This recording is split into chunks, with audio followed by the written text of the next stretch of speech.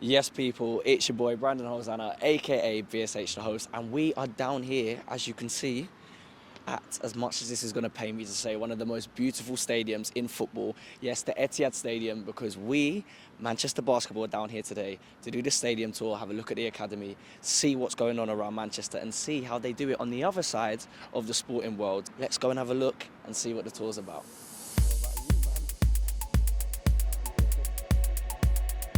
So we're just in the Man City changing room. As you can see, as much again as we are saying it, some of the best players in the world have been around here. Amazing, amazing players. Obviously, both teams, women's and men's, have been in here, got to see how it feels sitting around. As you can see, the Oval, Man City crest, everything is oozing the team. Exactly what we want to bring down to Manchester Basketball. Who keeps the dressing room the most clean?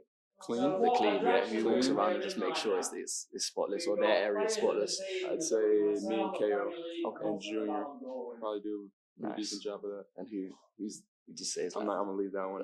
okay. We'll keep quiet. We'll keep quiet. So we are pitch sides, as you can see, Etihad Stadium. Nick, as I can tell, I feel like you're a City fan at heart.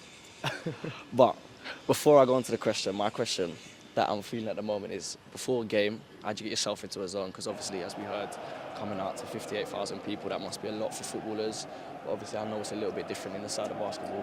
What do you do to get yourself into the zone? For me, I just lock into the music, put the headphones on, and just stick to my routine warm-up and just put up game shots. And yeah, man, I just lock in with the music, make sure the vibe is right. Nice. Got the game day playlist on Spotify. Of course, of course. And if you could be any footballer who you think plays like you, or could be you, if you were to switch sports, who would you be? I'm gonna have to go with Holland still. Okay.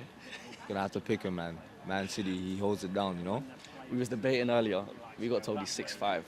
We were thinking we don't really believe it. Honestly, But seeing him the other day, I'm gonna have to give it to him. Bro. okay, okay. I'm gonna have to give it to him. We'll It take looks like he'd be a solid 3 guard. How tall are you? I'm about 6'3", 6'4". So Nick is gonna be the Haaland of basketball. That's what we're gonna call you now. That's what I'm gonna say on the mic when There I'm you done go, with the man. games. I'll take that. I'll take it. I'll take that. Bro, I'll take thank that. you. Appreciate it, bro. I'm sitting with Danny, and Danny's sitting in Pep Guardiola's seat. And obviously Pep calls Guardiola's himself the book maestro where it says hello, of hello sporting up there. world. It's a I just sometimes asked Nick, Pep, how'd you get yourself into the zone on the game day? Because obviously coming out to 54,000 people must be a lot for a player, but how do you get yourself into the zone when you're about to go into a game? I just try to stick to the same routine, the same rhythm. Okay. Every single game, I try to do the same thing the night before. So it's all just natural to me. I'm in the same process, same approach. Okay, okay.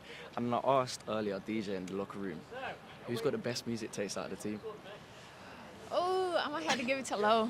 Okay. She's Okay, guys, normally the one on the aux for practice in the locker room. She's always on the aux, so I'll give it to her. Okay, I'll take that, I'll take that. We're going to call you Pep now because you're sitting in Pep's seat. That's going to give you the maestro. Right, I'm going to put Makai in the hot seat a little bit because this is where the interviews happen, as you can see after a game. So Makai, I asked earlier, because I'm working around, who's got the best music taste? Are you guys? Man, honestly, I think from what I've heard, probably DJ. He got a variety of music. So but he did relates to claim, everybody. when I asked him earlier, he claimed that he's got the best. Okay. And he's always on the aux too. So I think he be hogging the aux a little bit. So Okay. I don't really hear much from anybody else. Yeah. And what about, who do you think's like when someone else puts on a song around the changing room, you go, ooh, that's a little bit, we don't want to hear that. I haven't really, I ain't heard too much bad music It's just- for real. it's just vibes, Like it's just vibes. like DJ will throw on a song maybe that I just won't know, Okay. but it's not really terrible, not really much terrible music played around the locker room. Okay, so sometimes you hear a song, you go, actually, I might put that in the playlist. Yeah, Okay, yeah. Like, sweet. let me see what that song talking about, man. Okay, Give it a cool, listen. cool. DJ's winning at the moment, that's what we're Yeah, hearing. yes sir, Bro. yes sir. Thank you. Appreciate. I think it's important to keep the game excited every night. I would say have the fans enjoy the game.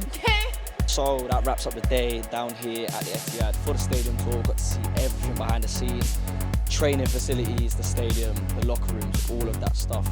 Thank you so much for Man City for letting us come down. It's been a pleasure. We hope to see anyone from Man City down at MCR games because we need your support throughout the season. But this has been Brandon. I've been BSH, the host alongside that. Thank you for tuning in. We'll catch you guys soon.